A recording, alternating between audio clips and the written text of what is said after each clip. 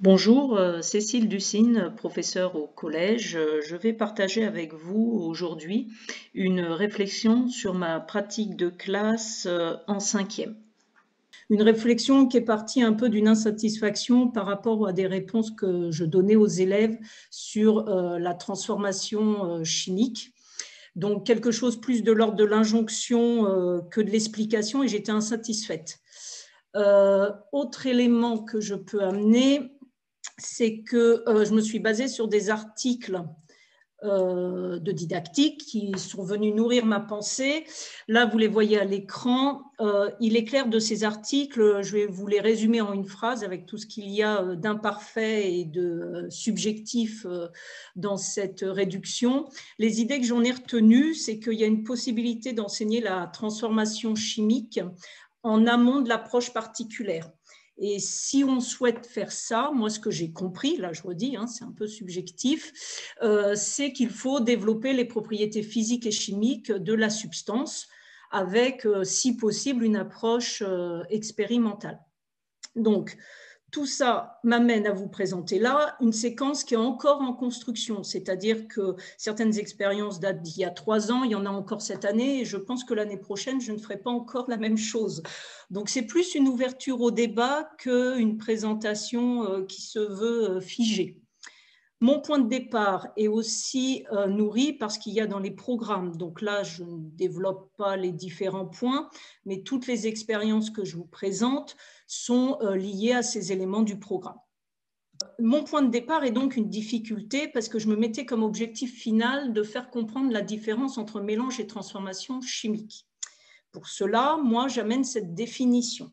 Une transformation chimique a lieu quand une nouvelle espèce chimique est produite ou quand une substance chimique disparaît.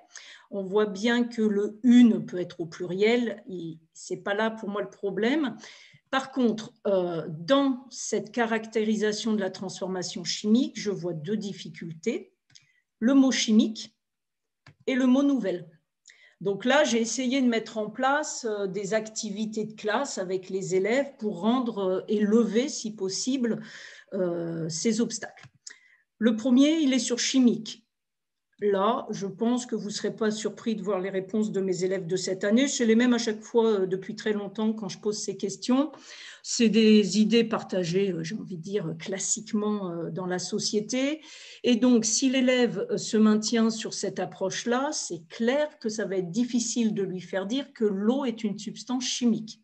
Donc, d'une idée originale qui vient du Cortex. Cortex, c'est un collectif de collègues basés sur Grenoble et Marseille qui ont une approche pluridisciplinaire de l'esprit critique. J'ai suivi une formation avec Denis Carotti qui m'a donné cette idée originale.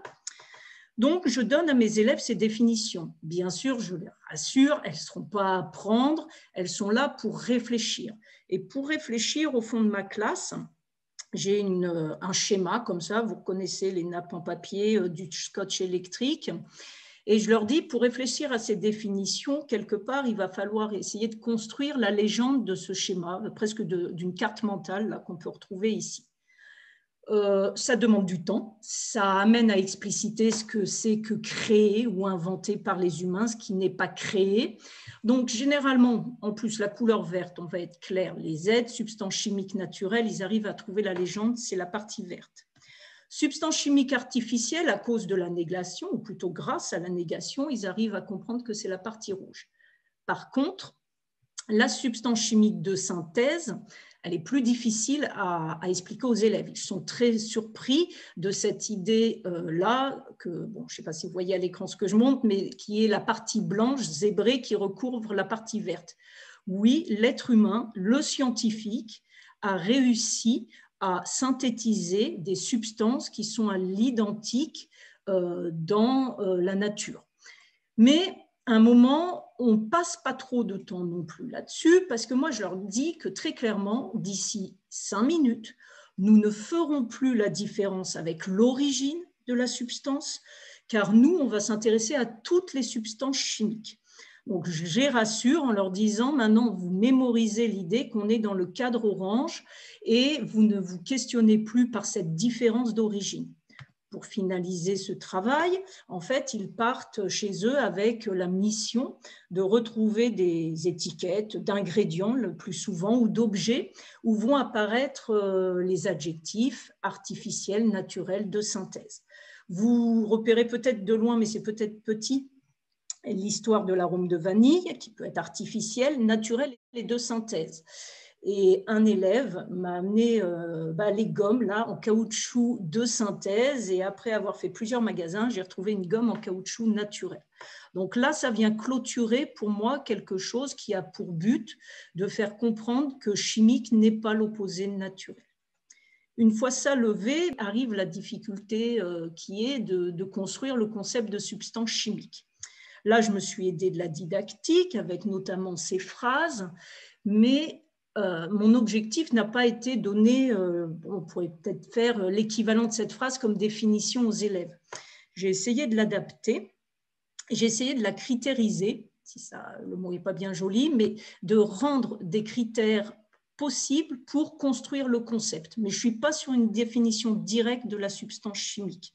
Donc, le premier critère que j'ai posé, d'une manière un peu dogmatique ou arbitraire, c'est que là, j'oblige les programmes à être suivis, c'est qu'un échantillon de matière qui fond à une température unique, température qui sera appelée température de fusion, est un corps pur. Et donc, c'est une substance.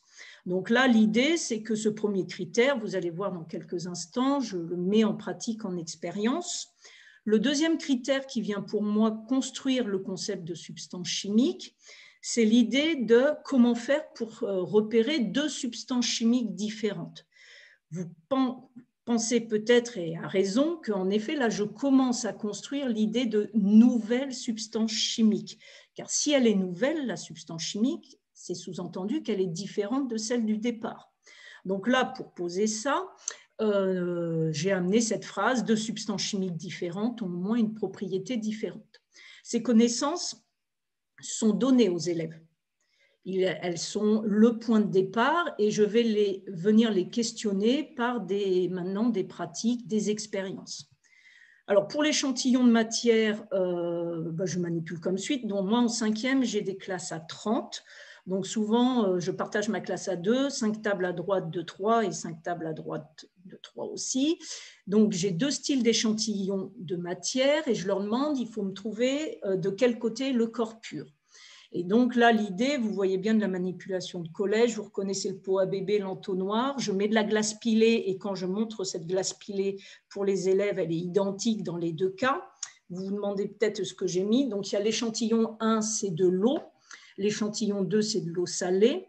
Là, attention, cette expérience met du temps à se faire parce que pour voir la première goutte couler, il faut bien attendre 10 minutes. Donc, compenser par des exercices, car sinon, après, vous pouvez avoir le silence aussi, parce que des élèves de 5e sont capables de regarder pendant 10 minutes un entonnoir pour attendre la petite goutte qui coule.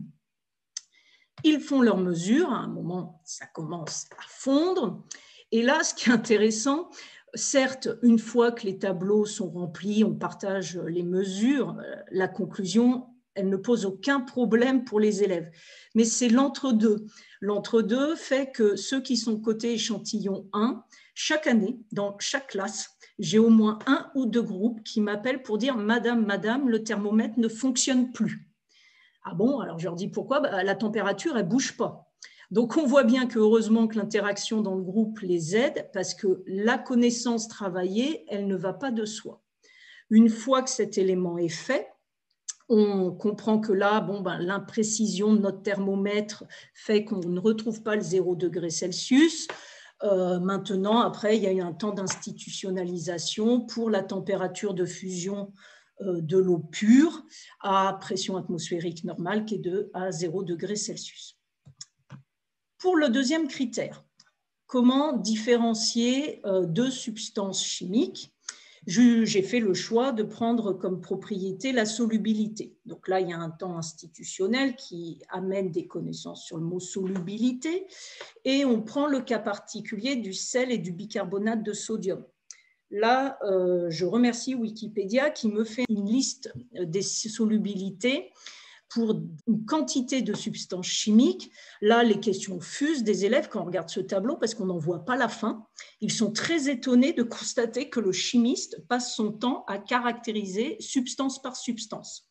Ce tableau, il est aussi très intéressant parce qu'il m'amène à un savoir secondaire, c'est qu'il est complexe, il est en fonction de la température. Donc, vous avez les solubilités de, je crois, de 0 degré à 100 degrés Celsius. Alors là, on essaye de comprendre ce tableau. J'en extrais la ligne du sel. Bien sûr, là, je leur explique que le sel, c'est le nom courant de la substance chimique.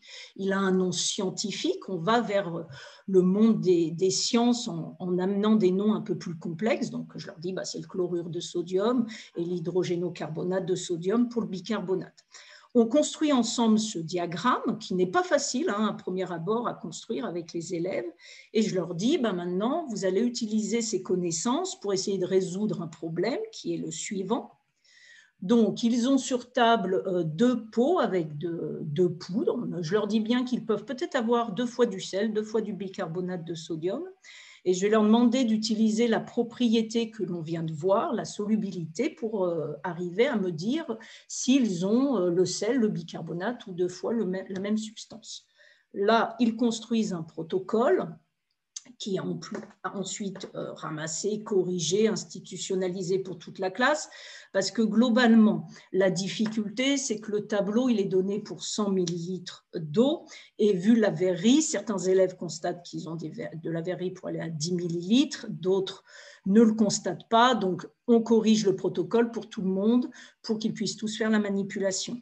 Je vous avoue que quand vous regardez les élèves, ils regardent 10 fois de suite les pots parce que pour certains, si vous prenez bien du sel fin, il est difficile de voir à l'œil nu la différence. Un spécialiste reconnaît les cristaux, mais pour les élèves, ils sont là, mais non, c'est 2 fois. Donc, il y a toute une approche du monde des objets où j'utilise des repères visuels qui vient être mise à défaut, questionné, mis dans le doute par ce questionnement de la propriété chimique.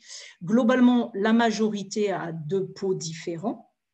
Et une fois les expériences faites, on a choisi 2 grammes, prendre 2 grammes de poudre dans 2 millilitres. Dans un cas, ça ne se dissout pas du tout. Dans l'autre cas, oui. Et la conclusion est facilement posée. On continue à travailler ce critère par une autre propriété qui est la masse volumique. Donc là, vous reconnaissez, je pense, des expériences assez courantes qui consistent, alors pour moi, chaque table doit mesurer 5 grammes d'un échantillon de matière. Ils n'ont pas tous le même échantillon de matière, ils me ramènent tous leurs mesures et on arrive à mettre du vocabulaire, c'est un peu complexe. Souvent, ils nous parlent de taille, donc on reprécise les grandeurs physiques en jeu, donc on a mesuré la masse et on constate que le volume est différent. Et pour expliquer cette différence de volume, j'amène l'idée que c'est la masse volumique qui permet d'expliquer cette différence de volume. Une fois ceci posé, généralement, je fais l'expérience à l'envers, quand je ne suis pas trop en retard dans mon timing, où il me mesure 5 millilitres, 5 cm3, excusez-moi, de chaque substance et ils ont à me peser la masse. Sauf pour le polystyrène où ce n'est pas possible. Et là, cette expérience à l'inverse, elle est très intéressante parce que sur certains éléments, la précision de la balance ne nous permet pas d'avoir une caractérisation précise. Donc là, on voit que petit à petit, j'ai déjà fait 3 propriétés physiques différentes et on arrive à un cas particulier. Alors cette diapositive-là, elle a une histoire. Je ne sais pas si Anne ou Laure de Lyon ou Jacques de Lyon sont dans l'assistance, mais elle m'a posé beaucoup de questions parce que clairement, pour expliquer, moi j'aurais aimé au départ amener un 3e critère pour expliquer le mot substance chimique. J'aurais aimé pouvoir dire à mes élèves que dans un mélange, dans l'idée du mélange, la substance chimique gardait ses propriétés. Mais ce n'est pas vrai dans l'absolu. Donc, après avoir essayé de tourner ce critère dans tous les sens, je vois bien que ce n'est pas jouable. Donc, arrive juste pour les élèves dans notre progression, là, une partie où je dis, on va caractériser la substance chimique eau particulièrement. Et notamment, je leur dis, ça m'intéresse parce que j'amène là une propriété chimique qui est un peu spécifique, parce que la propriété chimique, c'est un peu la réactivité, c'est pas un peu, c'est la réactivité vis-à-vis d'une autre substance. Donc là aussi, il y a un temps institutionnel, je leur explique ce que c'est que le sulfate de cuivre anhydre, je fais au bureau quelques tests, mais par rapport à ce que je faisais les autres années, où souvent je donnais des échantillons et je leur demandais est-ce qu'il y a de l'eau dans ces échantillons de matière, là j'ai amené la question autrement. Je leur dis, on va regarder des échantillons de matière qui sont tous des mélanges. Vous allez me chercher la composition, donc vous allez faire appel au monde du spécialiste, au monde des objets, mais décrit par le spécialiste. Donc on travaille ces 3 échantillons. Bon, cette année, spéciale dédicace au Covid, on a fait le gel hydroalcoolique. Pour l'eau salée, bon, ils n'ont pas besoin du spécialiste pour me dire ce qu'il y a dedans. Et je leur demande, avant de faire l'expérience, est-ce que là, ces échantillons de matière vont réagir avec le sulfate de cuivre du fait de la présence de l'eau. Pour moi, ça devrait passer comme une lettre à la poste. Pour certaines classes, oui, mais pour d'autres, j'arrive encore mal à comprendre. Pour le vinaigre, l'eau, ils m'expliquent qu'ils sont dans le doute parce que l'eau perdrait sa propriété, cette réactivité, parce que quand même s'ils ont bien compris que dans le vinaigre, il y a de l'eau, le vinaigre, ça sent bizarre, ça pique, et il y aurait quelque chose qui ferait disparaître la propriété de l'eau. Donc là, on voit, moi, ça fait écho à des éléments qui ont été précisés dans la conférence qu'on a eue au début, qu'en effet, par moment, la substance est décollée de la propriété et que ce n'est pas facile de les faire associer. Tout ça étant construit, on finit par la construction de petites cartes d'identité. Alors certes, pour certaines, par exemple, notamment la substance eau, je leur demande d'avoir quelques connaissances, donc entre guillemets à l'ancienne du par cœur. Pour le reste, il n'en est pas question. Mais la température de fusion, par exemple, je leur demande de la savoir. Et j'essaye de faire comprendre que ces post-it, là on en a mis 3, là il n'y en a qu'un. Ils ont compris que par Wikipédia, on pouvait venir compléter la liste en fonction du niveau du spécialiste ou de ce qu'il cherche, mais que le chimiste a eu l'objectif de caractériser toutes ces substances. Une fois que ça s'est posé, ben c'est parti, on va essayer de s'attaquer à ça. Alors là, c'est le défi. Le défi, il est important. Et il amène une vraie difficulté pour distinguer un mélange d'une transformation chimique ou transformation chimique versus physique. Là, c'est comme ça que c'est présenté dans le programme. C'est que pour moi, la première difficulté à lever, c'est la définition du mot mélanger. Là, vous voyez apparaître 3 définitions et en effet, dans notre vie courante, le mot mélanger, il veut dire tout ça. Détruire un ordre, c'est par exemple quand je dis j'ai mélangé les cartes. Prendre une chose pour une autre, c'est quand les élèves me disent « Oh là, j'ai mélangé mon classeur de français avec le classeur de physique ». Donc, on voit bien que là, pour moi, c'est des choses qui ont été vécues quand j'enseignais au français langue étrangère, en banlieue, en RED+, et je me suis dit, l'action mélangée, elle a à être précisée. Je la définis comme suit aux élèves. Je dis, moi, dans mon cours en physique, mélanger la substance A et la substance B, c'est l'action de les mettre en présence. Et je leur dis, vous voyez bien que dans la classe, les élèves, vous existez en dehors de la classe et dans la classe, on vous met en présence. La preuve, c'est qu'on fait la liste d'appels. Êtes-vous présent ou pas? Donc, je prends du temps à dire que cette action mélangée, on va la définir comme elle est posée et que même, je leur dis, vous verrez que souvent, j'essayerai à l'oral de vous dire mettre ensemble, mettre en présence pour bien caractériser ce que l'on fait. Et je pense que vous mesurez comme moi la difficulté et le défi qui a déjà été annoncé lors de la conférence, c'est que mélanger peut arriver à différents phénomènes. Là, je tiens à mettre en alerte, les phrases que vous voyez là, c'est des phrases perso. Institutionnellement parlant, j'ai recherché dans EduScol et même dans le lexique pour le lycée, il n'y a pas de définition posée, tout simplement parce qu'au lycée, on voit tout de suite apparaître la réaction chimique. Je les traduis comme suit. Je pense que là, ça va mériter des débats et peut-être que Isabelle Carmen et Sophie Canac nous aideront à clarifier les choses, mais pour moi, il est important qu'on amène des définitions aux élèves. Donc là, vous voyez que d'une manière opérante, pour faire la différence, je demande aux élèves, d'après vous, qu'est-ce qu'il va falloir faire? Eh bien, il va falloir arriver à caractériser soit aucune modification, soit formation d'une nouvelle substance chimique. Alors là, on prend le temps. Si la substance, elle est nouvelle, c'est sous-entendu qu'elle est différente du départ. Donc, l'état de départ, l'état initial est important parce qu'on va venir comparer le départ à la fin. Donc, ça étant posé, je reprends un petit coup d'expérience sur aucune modification, ce qui est à peu près similaire à ce que j'ai fait avec le sulfate de cuivre anhydre. Donc là, je reprends l'idée, dans un mélange, le fer va-t-il garder sa propriété magnétique? Donc là, c'est une expérience qui n'a pas de trace écrite forcément des élèves, mais c'est pour l'illustrer. Donc je prends 2 tubes à essai où il y a de la limaille de fer, l'autre du thé noir, bien boucher les tubes.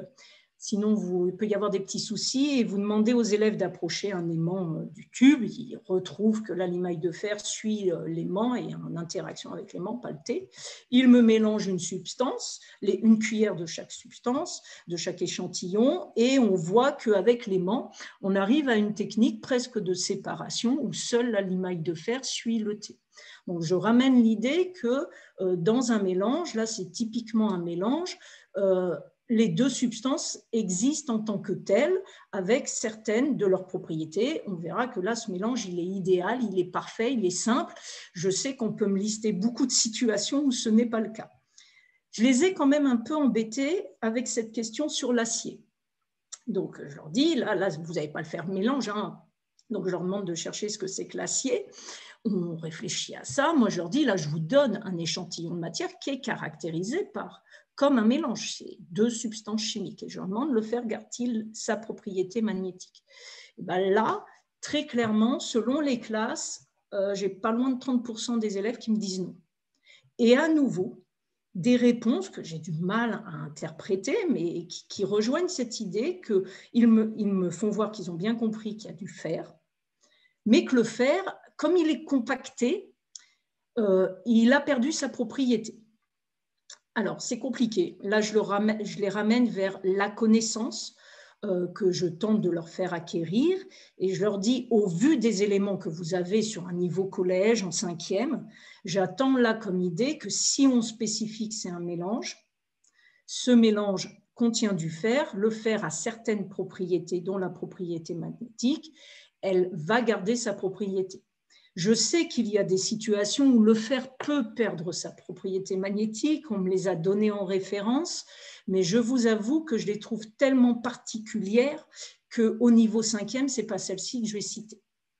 Donc là, c'est un petit rappel pour qu'est-ce que ça veut dire, aucune modification d'une substance chimique. Maintenant, il faut attaquer le défi. Qu'est-ce que c'est qu'une nouvelle substance chimique? Pour cela, j'ai choisi de l'illustrer et de le mettre en pratique avec une propriété que je raccourcis, il est clair, hein, comme la propriété de migrer sur une phase solide. Donc là, ça fait écho à la chromatographie, excusez-moi. Pour expliquer ça, donc il y a un petit temps institutionnel où il faut comprendre ce que c'est. J'utilise ce site-là avec des chromatographies qu'on peut faire en direct, simulées bien sûr. Ils comprennent qu'en effet, une substance différente d'une autre ne va pas avoir la même capacité à s'élever sur la phase solide. Et l'idée, c'est que si elles arrivent à la même hauteur, par comparaison, on peut conclure que c'est la même substance et s'il y a des hauteurs différentes, on peut conclure que c'est des substances différentes. Donc là, vous voyez que je refais écho à l'idée du moment que j'ai une propriété qui est différente, je peux, d'une manière rigoureuse, dire que ce n'est pas la même substance chimique. Et donc, si elle est différente, elle est nouvelle. Les exemples. Donc là, ils ont à me faire une association d'une substance B et R. Un élément, je prends volontairement les premières lettres d'un nom. Pourquoi? Parce que j'ai constaté que quand la substance chimique, je lui donne un nom scientifique très très long, globalement il me conclut facilement que c'est une transformation chimique. Si je donne un nom courant, j'ai constaté qu'ils allaient plus vers le mélange, donc j'ai décidé de couper court pour ne pas avoir ce biais.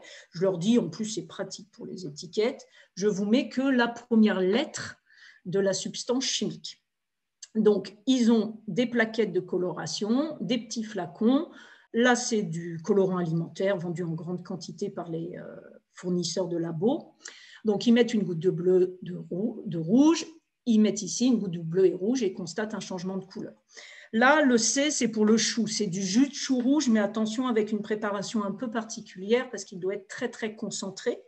Là, c'est de la soude 0,1 molaire, donc incolore. Et quand on associe une goutte de chaque, vous voyez le résultat 2, on a cette couleur. La question, elle est amenée comme ça. Est-ce qu'un changement de couleur est-il la preuve d'une transformation chimique? Pour les élèves, oui. Il n'y a rien de perturbant là-dessus, c'est quelque chose qui est pensé. Pour ceux qui ont l'habitude de mes cours, ils se disent « Ouh là là, il y a un piège », donc ils me répondent non. Et là, on essaye de réfléchir comment caractériser l'échantillon de matière obtenu, comment faire. Bon, c'est des fois pas spontané, mais il y en a qui arrivent à comprendre qu'on va utiliser la chromatographie. Donc, on fait la chromatographie de chaque expérience. Là, ce qui est intéressant, c'est que si on laisse les élèves un peu libres avant et ils vous prévoient sur un papier le protocole, pour eux, on n'a besoin que de la chromatographie du résultat final là. Je rappelle qu'on a besoin de comparer par rapport au départ. Et là, je trouve ça intéressant parce que quelque part, ça m'amène l'idée que pour parler d'une transformation chimique, il faut avoir les éléments de l'état initial, des éléments descriptifs de l'état initial, sinon on ne peut rien conclure. Donc, j'essaye petit à petit d'amener ces automatismes. Donc, vous voyez les résultats à l'écran, c'est peut-être un peu faible au niveau des contrastes. Là, il n'y a pas de difficulté sur la conclusion, pas de doute. Ils retrouvent la même hauteur pour le rouge, la même hauteur pour le bleu. Donc, ils me disent, madame, c'est une superposition, mais il n'y a pas de nouvelle substance chimique.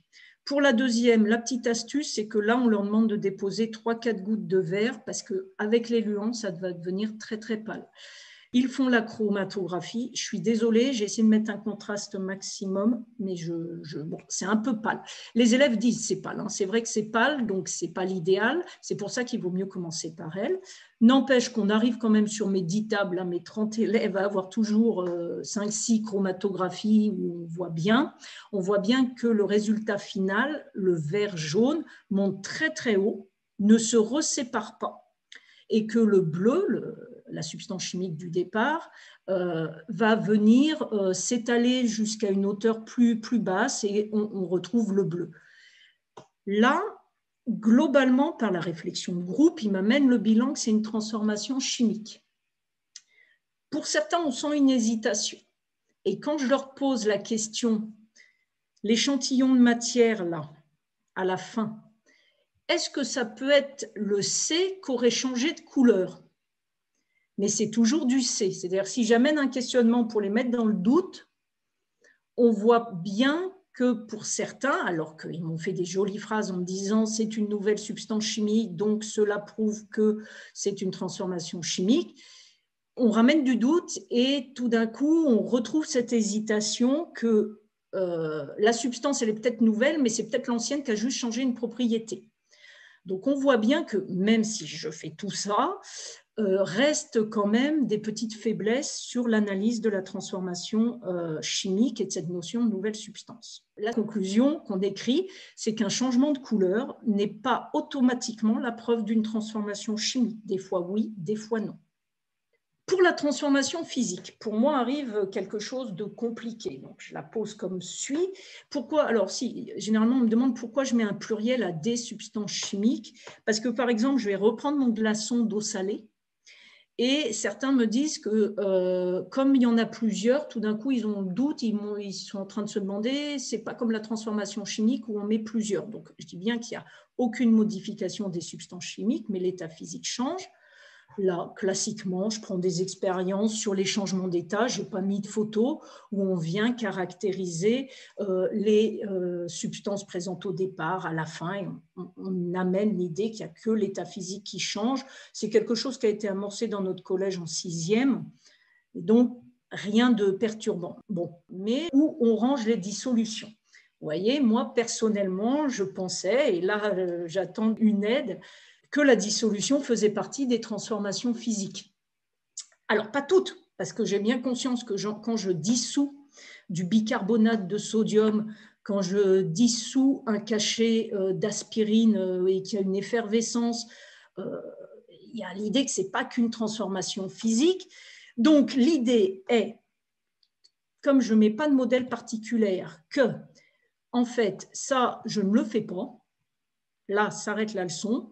Et pour passer à d'autres interprétations, j'amène le modèle particulier comme l'a présenté par exemple Dany pour venir interpréter. Là, très clairement, certaines expériences ne sont pas abordées volontairement parce que je ne peux pas les clarifier, les caractériser avec les critères donnés.